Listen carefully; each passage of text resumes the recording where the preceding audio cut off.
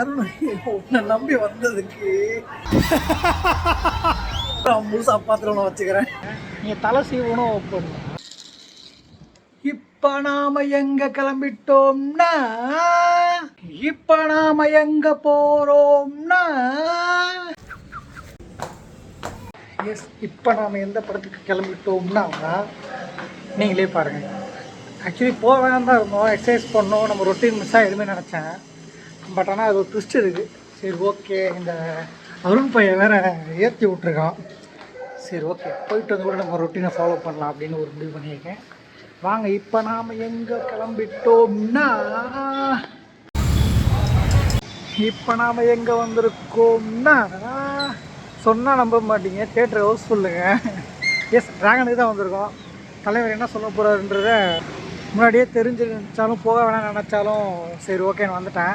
S, கோமாளி, love today மாதிரி இந்த படத்துலையும் எப்படியும் ஃபஸ்ட்டு ஸ்டூடெண்ட்டாக ஒழுங்கீனமாக இருந்தாலும் எல்லா கேளுகட்ட கேவலத்தையும் பண்ணிவிட்டு கடைசியாக ஒழுக்கம்தான் பெருமை அப்படின்னு கிளைமேக்ஸ் முடிப்பாக நம்புகிறேன்.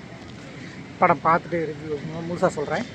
எப்படி ட்விஸ்ட் இருந்துச்சு அப்படின்னாலும் சொல்கிறேன். பட் அதுக்கு முன்னாடி சிறிது வயிற்றுக்கும் ஈய வேண்டும்னால போய் சாப்பிடுவோம்.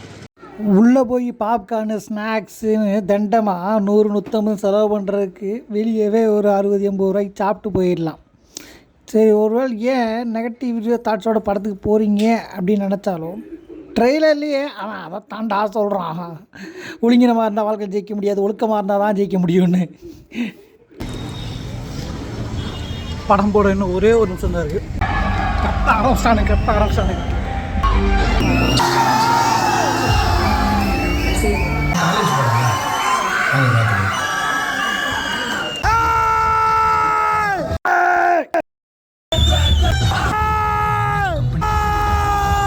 ஆக்சுவலி நான் வெளியே என்ன சொல்லிட்டு வந்தேனோ அதுதான் கிட்டத்தட்ட ஃபஸ்ட் ஹாஃபாகவே முடிஞ்சிருக்கு. ஃபஸ்ட் ஹாஃப் ஓகே தான், ஓகே. டேய் அருண், உன்னை நம்பி வந்ததுக்கு நான் முழுசா பாத்திரம் வச்சுக்கிறேன். புரியாது சார்.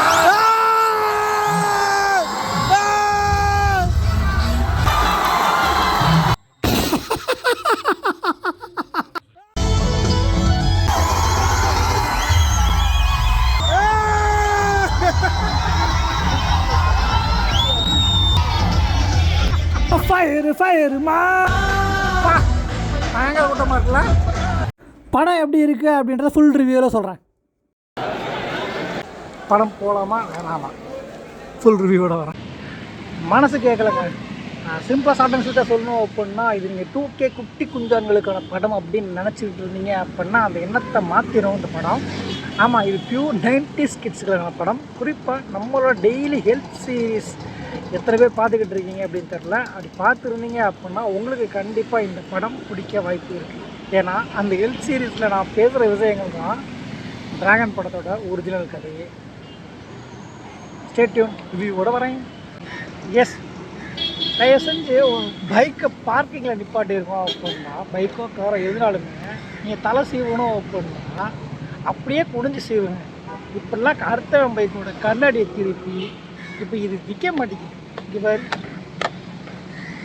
தயவு செஞ்சு இந்த மாதிரிலாம் பண்ணாதீங்க. அவன் இதுக்காக எவ்வளோ கஷ்டப்படுறான் தெரியுமா?